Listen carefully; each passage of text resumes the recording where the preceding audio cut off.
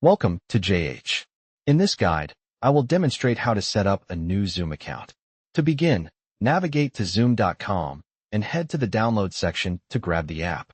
Make sure to select the correct version for your hardware, whether you are using an Intel or Apple Silicon chip. Since I already have it installed, I will open the application now. After you have installed the software, click on the Sign Up link. Zoom will briefly explain the basic account features. Simply enter your birth year and click Continue. You now have the choice to register with an email address or use a third-party service like Google, Facebook, Microsoft, or Apple. I will be using my email, so I'll type it in and hit Continue. Next, check your email inbox for a verification code. Once you receive it, copy the code and return to the Zoom window. Paste the code into the box using your keyboard shortcut and click Verify. Now, provide your first and last name and create a strong password. Press Continue, then hit Continue once more, and finally click OK. You have successfully registered your Zoom account. Thank you for watching.